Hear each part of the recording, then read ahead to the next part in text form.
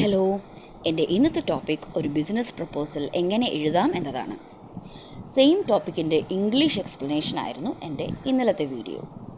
ടോപ്പിക്കിലേക്ക് കടക്കുന്നതിന് മുമ്പ് എന്താണ് ബിസിനസ് പ്രപ്പോസൽ എന്ന് നമുക്ക് നോക്കാം.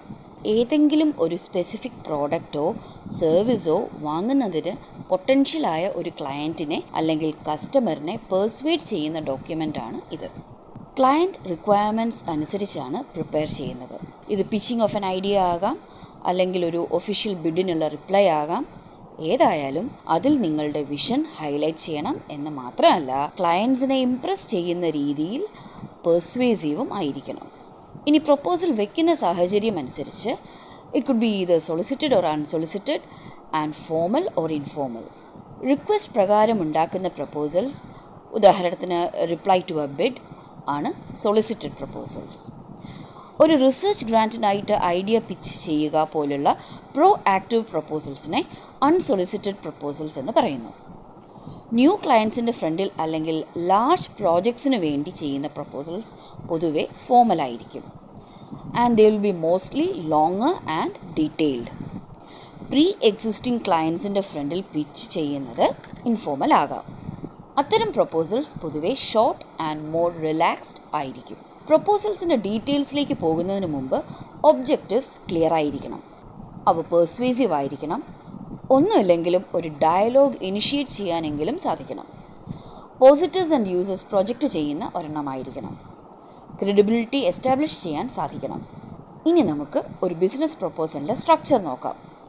ഒരു രത്നച്ചുരുക്കം നൽകുന്ന എക്സിക്യൂട്ടീവ് സമ്മറിയിൽ തുടങ്ങണം. പിന്നെ പ്രോബ്ലം സ്റ്റേറ്റ്മെൻറ്റ്, അതിൽ നമ്മൾ മനസ്സിലാക്കിയ പ്രോബ്ലം എന്താണ് എന്ന് കൃത്യമായി എക്സ്പ്ലെയിൻ ചെയ്യണം. പരസ്പര ധാരണ ശരിയാണ് എന്ന് ഉറപ്പുവരുത്താൻ ഇത് ഹെൽപ്പ് ചെയ്യും.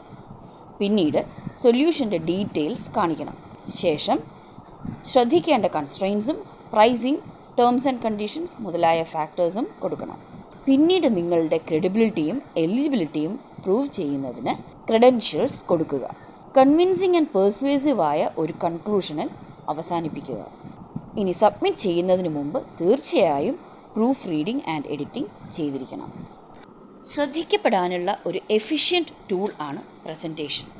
ഇവിടെ അതിനുള്ള ചില ടിപ്സാണ് കൊടുത്തിട്ടുള്ളത്. ബ്രാൻഡ് കളേഴ്സും ലോഗോയും ഉപയോഗിച്ച് ഡിസൈനിൽ ഒരു പ്രൊഫഷണൽ കൺസിസ്റ്റൻസി ഉറപ്പുവരുത്തുക. പ്രൊപ്പോസൽസ് വലുതാണെങ്കിൽ ചാർട്ട്സ്, ഗ്രാഫ്സ്, ബുള്ളറ്റ് പോയിൻറ്റ്സ് മുതലായവ ഉപയോഗിച്ച് ഡേറ്റയുടെ ഈസ് ഓഫ് എക്സ്ട്രാക്ഷൻ ഉറപ്പുവരുത്തുക. ഡോക്യുമെൻറ്റിൻ്റെ ഫോമാറ്റ് മാക്സിമം ഡിവൈസസിൽ കോമ്പാറ്റബിൾ ആണ് എന്നുണ്ടെങ്കിൽ കൂടുതൽ ആക്സസിബിലിറ്റിയും ഉറപ്പുവരുത്താം. ഒരു പ്രപ്പോസൽ പ്രിപ്പയർ ചെയ്യുമ്പോൾ ശ്രദ്ധിക്കേണ്ട ചില കാര്യങ്ങളുണ്ട്. ഏതൊരു ബിസിനസ് റൈറ്റിങ്ങിലെയും പോലെ സിമ്പിൾ ലാംഗ്വേജ്, ക്ലാരിറ്റി, കൺസൈസ്നെസ് എന്നിവ ഇമ്പോർട്ടൻ്റ് ആണ്. കഴിയാത്ത കാര്യം പ്രോമിസ് ചെയ്യരുത്. സ്വന്തം കഴിവിനെ ഓവർ എസ്റ്റിമേറ്റും ചെയ്യരുത്. സ്റ്റാൻഡേർഡ് ആയ ഒരു പ്രപ്പോസലിന് പകരം ക്ലയൻറ്റ് സ്പെസിഫിക് പ്രപ്പോസൽസ് ഉണ്ടാക്കുന്നതാണ് എപ്പോഴും നല്ലത്. പ്രൂഫ് റീഡിങ്ങും എഡിറ്റിങ്ങും വഴി എറേഴ്സ് മാക്സിമം അവോയ്ഡ് ചെയ്യുക. With that, we have come to the end of this topic. Your suggestions and opinions are always welcome. If you liked my video, don't forget to like. Please subscribe for more of my videos. Thank you.